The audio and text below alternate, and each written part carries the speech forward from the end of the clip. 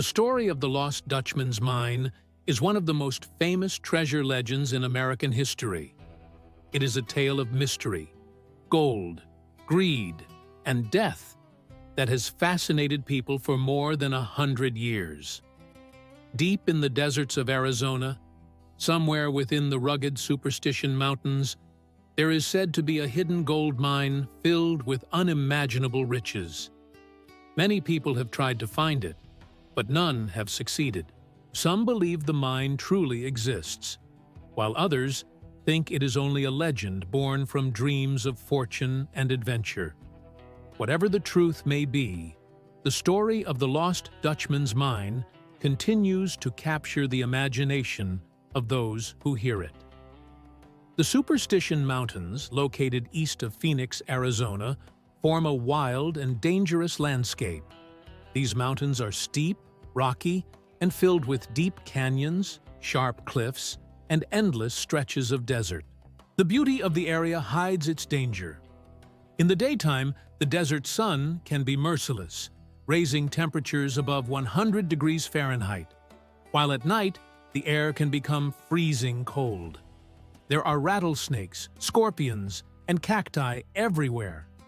Water is scarce, and anyone who ventures too far without preparation can easily lose their way. The harshness of the Superstition Mountains has always made them both fascinating and frightening to those who explore them.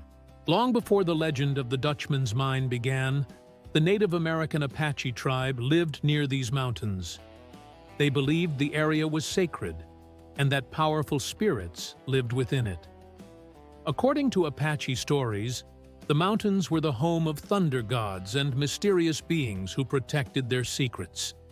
They warned outsiders to stay away and told stories of curses that would fall upon anyone who dared to disturb the spirits of the mountains. These beliefs added an air of mystery and danger to the region, and when stories of hidden gold began to spread, they fit perfectly with the old legends of power and protection. The first part of the legend tells of a wealthy Mexican family named Peralta, who lived in the early 1800s, when Arizona was still part of Mexico. According to the tale, the Peraltas discovered rich veins of gold deep in the Superstition Mountains. They quietly mined the gold for years, keeping their discovery secret to avoid attracting attention. Then, in 1848, the family supposedly tried to transport a large shipment of gold back to Mexico. However, before they could leave the mountains, they were attacked by Apache warriors who guarded their sacred land. Nearly everyone in the Peralta group was killed in what later became known as the Peralta Massacre. Only a few survivors made it out alive, and the exact location of their mine was lost. Over the years, some people claimed that pieces of old maps drawn by the Peraltas had survived, but they were often confusing and filled with strange symbols. Many treasure hunters have tried to use these maps to find the mine, but none have ever succeeded. Decades later, another man entered the story, Jacob Waltz, who would become known as the Dutchman. In reality, Waltz was not Dutch at all. He was born in Germany around 1810. In those days, Americans often used the word Dutch to describe German immigrants because the German word for German is Deutsch. Waltz came to the United States in the mid-1800s, worked as a miner and farmer, and eventually settled in Arizona near the Salt River, not far from the Superstition Mountains. He lived a quiet, modest life, but people noticed that he occasionally had pieces of extremely rich gold ore. Gold so pure that experts said it came from a unique source. When people asked him where he had found it, Waltz would only smile or give vague answers. Some said he hinted at a secret mine in the Superstition Mountains that he had discovered by accident. Jacob Waltz kept the secret of his gold for many years. He often went alone into the mountains, returning with small bags of ore, but he never revealed his exact route or location. He seemed to enjoy the mystery. In his later years, Waltz became sick, and by 1891, he was near death. A woman named Julia Thomas, who lived nearby in Phoenix, took care of him as he grew weaker. Julia was one of the few people Waltz trusted. On his deathbed, he finally told her about the mine. He said that somewhere in the Superstition Mountains, there was a rich vein of gold hidden in a cave near a dry creek bed and a large needle-shaped rock. He described landmarks and gave directions, but his words were vague and hard to follow. He also said that he had hidden some of the gold under the floor of his cabin. After Waltz died, Julia and a few of her friends searched his cabin and found several pieces of gold ore under his bed, just as he had said. Convinced that the mine was real, Julia decided to go into the Superstition Mountains to find it. For months, she and her partners explored the desert, using the clues that Waltz had given her, but they could not locate the mine. Exhausted and nearly out of supplies, they finally gave up and returned to Phoenix. Julia later told others about Waltz's story, and soon the tale of the lost Dutchman's mine began to spread throughout Arizona and beyond. As the story grew, more and more treasure hunters were drawn to the Superstition Mountains. Some claimed to find clues, stone carvings, old tools, or pieces of gold ore, but no one ever found the mine itself. Over time, the legend became more complicated, with new details added by storytellers. Some said that Jacob Waltz had discovered the same mine once owned by the Peralta family, while others believed they were two different mines. Many said that the mine was protected by a curse and that anyone who tried to find it would meet a terrible fate. The harsh landscape of the Superstition Mountains only added to the danger. Many people who went in search of the mine never returned. Some died of heat and thirst. Others fell from cliffs or were bitten by snakes. A few simply vanished without a trace. Newspapers began to report on these disappearances, and soon the lost Dutchman's mine gained a reputation as a deadly mystery. One of the most famous incidents was the death of Adolph Ruth in 1931. Ruth was a 66-year-old man from Washington, D.C., who traveled to Arizona with a map that he believed led to the mine.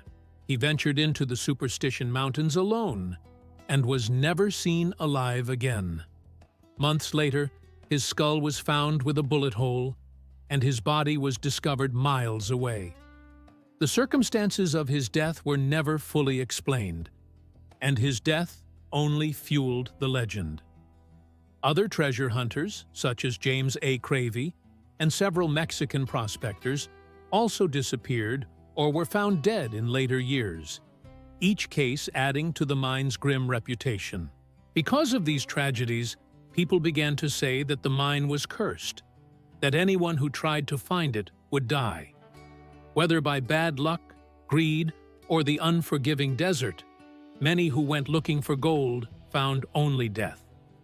Even so, the danger did not stop others from trying. The dream of discovering hidden treasure was too powerful to resist. Over time, mysterious maps began to appear, said to have been drawn by either the Peralta family or Jacob Waltz himself. These so-called Dutchman maps often contained strange symbols, numbers, and landmarks, with crosses marking the supposed location of the gold. None of them were ever proven genuine, but they continued to excite treasure hunters. Some claimed to have cracked the codes and located the mine, yet no one ever produced real evidence. Many historians believe that most of these maps were fakes, created to deceive people or sell to collectors. Still, each new discovery of an old map kept the legend alive and gave hope to those who still believed. As years passed, experts and historians began to study the story more closely. Some concluded that the lost Dutchman's mine was likely just a myth. They argued that there was no solid proof of a hidden gold mine in the Superstition Mountains. They suggested that Jacob Waltz may have found a small pocket of gold, or perhaps stolen some ore from another mine, and invented the story to make himself seem mysterious. Others believed that the mine might have existed, but was small and quickly ran out of gold. Whatever the truth, No one has ever found clear evidence of a large, rich mine in the area. Despite all the doubt and danger, the legend never died. Even today, people continue to search for the lost Dutchman's mine.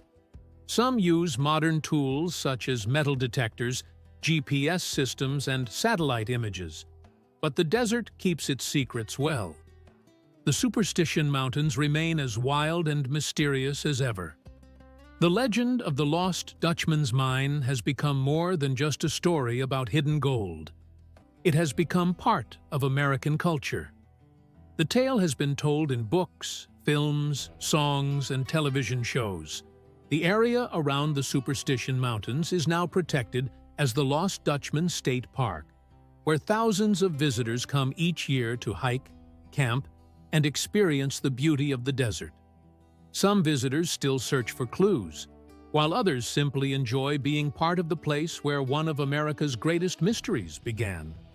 The story also carries an important lesson. It reminds us of the power of human curiosity and greed.